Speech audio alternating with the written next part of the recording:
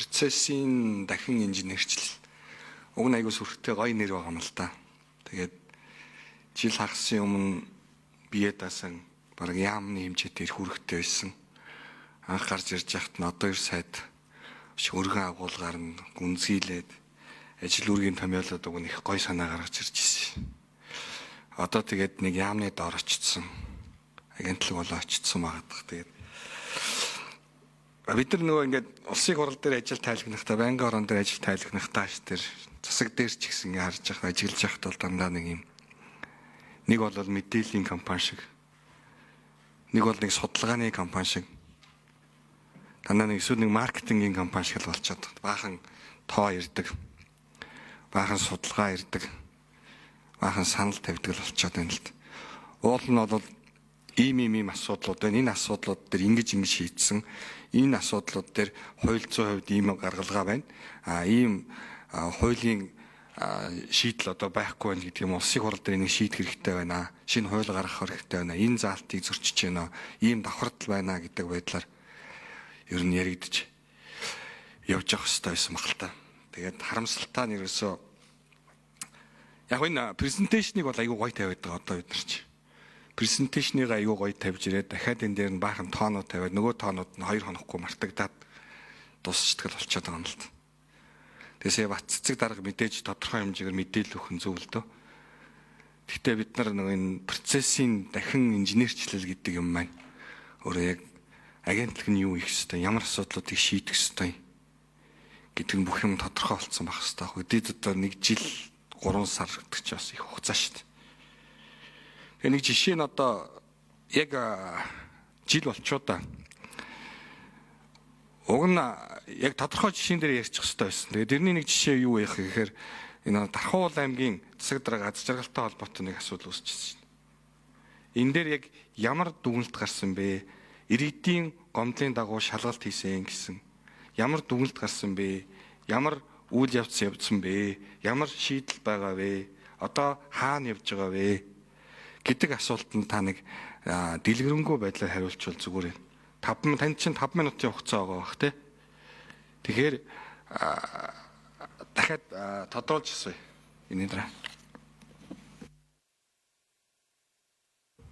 За 6 номерын микрофон. За Батбаяр гишүүний асуултанд хариулъя. 2 асуудал дурдлаа. За өргөдөл гомдлын шийдвэрлэлтэй холбоотой би бас саяхан слайдн дээрх нөгөө санал дүгнэлтэд танилцуулж амжсангүй цагийн хуваарлалтаа буруу ичлээ. Бид 2 жилийн хугацаанд өргөдөл гомдлын шийдвэрлэлтэй холбоотой асуудал дээр дүн шинжилгээ хийгээд үзэхээр яг хуу өнөөдрийг хүртэлх хугацаанд бид хугацаандаа хариу өгж гинүү гэдэг дээр маш одоо хүчтэй анхаарал тавьж иргэдийн өргөдөл гомдлыг хугацаанд нь шийдэлгээдсэн. Манай байгууллага байгуулагдсанаар би бас одоо энэ ажлыг аваад нэг 5 сар болох чинь. Манай байгууллага байгуулагдсанаар ямар үр дүн гарсан бэ гэхээр энэ өргөдөл гомдол дурдсан асуудал өөрөө шийдэгдэж гин үгүй юу гэдэг дээр дүн шинжилгээ хийх бас хууль зүйн боломжинд бүрдсэн. За энэ ажлаа бид нар бас хийгээд явж байгаа. Иргэдээс төрийн байгууллага албан тушаалтанд гаргасан өргөдөл гомдлыг шийдвэрлэх хуулийн хувьд бол бас үйлчлэл 95 оноос хойш явсан хууль гэдэг чинь одоо учир дутагдaltaй. Бид нар хяналт шалгалт хийгээд явж байгаа хугацаанд хамгийн одоо наад захын жишээ гэхэд иргэд би шүгэл үлээх эрхээ хэрэгжүүлмээр байна. Би нэрээ нууцламаар байна. За гайл дээр бол саяхан би танаа байгууллагаас гараад гайлын байцаагчтай тулнаа. Тэгэхээр энэ мэдээлэл өгсөн одоо их сурвалжаа би нэрээ нууцламаар байна гэхэд хуулаараа бид нэр нь тодорхой, утас нь тодорхой, хаяг нь тодорхой гомдол хүлээж авах болж байгаа. Тэгэхээр концепцийн хувьд энэ хуулийн дээр бас өөрчлөлт оруулах ёстой. Нөгөө төгөөр иргэдээс төрийн байгууллага албан тушаалтанд гिचгээр нөгөө хуулийн этгээдүүд маань яах вүлээ? Төрийн бас байгууллагууд яах вүлээ гэж бас ингээд энэ асуудлууд биднэрт байгаа. Энийг бас шийдвэрлэх ёстой асуудлуудын нэг болов уу гэж харж байгаа.